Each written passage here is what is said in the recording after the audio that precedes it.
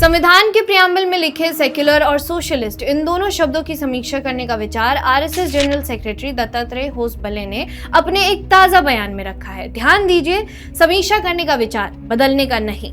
इस पर कांग्रेस के 55 साल के बालक बुद्धि नेता राहुल गांधी का ये कहना है कि आरएसएस और बीजेपी डॉक्टर अंबेडकर के दिए गए संविधान को खत्म करना चाह रहे हैं। लेकिन क्या आप जानते हैं कि खुद बाबा साहब संविधान में इन दोनों शब्दों को रखने के पक्ष में नहीं थे।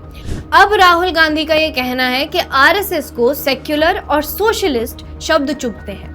राहुल गांधी को कोई ये बताए कि असल में इन दो शब्दों से जुड़े सबसे बड़े और बुनियादी बदलाव तो संविधान में उनकी दादी ने ही शामिल किए थे।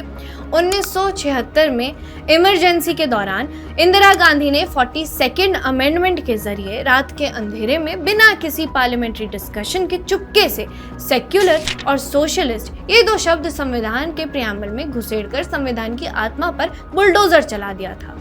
और दूसरी तरफ हिंदू देवी देवताओं के जो चित्र बाबा साहब के नेतृत्व में लिखे गए कॉन्स्टिट्यूशन की असली कॉपी में बने हुए थे, वो अब कॉन्स्टिट्यूशन के किसी प्रिंट में नहीं छापे जाते। क्यों? क्योंकि सेक्युलरिज्म को बचाना है भाई। 1949 में जब संविधान ड्राफ्ट हो रहा था तब भी इस पे चर्चा हुई थी।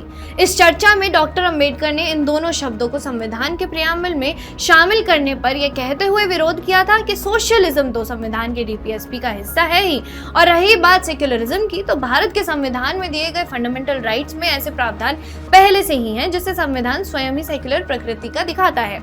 अगर कोई इन दो शब्दों को बदलने या समीक्षा करने की बात करता है तो इसे संविधान में बदलाव नहीं बल्कि बाबा साहब के संविधान का रिस्टोरेशन कहा जाना चाहिए। और जो लोग आरएसएस के बयान को संविधान में बदलाव का नाम दे रहे हैं तो वो और कुछ नहीं बल्कि सिर्फ और सिर्फ भ्रम फैलाने का काम कर रहे हैं। जहां तक सेक्युलरिज्म शब्द को संविधान की आत्मा साबित करने का प्रयास करने वालों की बात है तो ये सभी जानते हैं कि इस शब्द की आड़ में राजनीति का एक खानदान विशेष, समाज के एक समुदाय विशेष का तुष्टीकरण ही करना चाहती थी, और आज भी वो इसे एक चुनावी हथकंडे से ज्यादा और कुछ नहीं मानती है। और बाबा साहब के संविधान से अगर असल में कोई खिलवाड़ कर रहा है तो वो यही लोग हैं।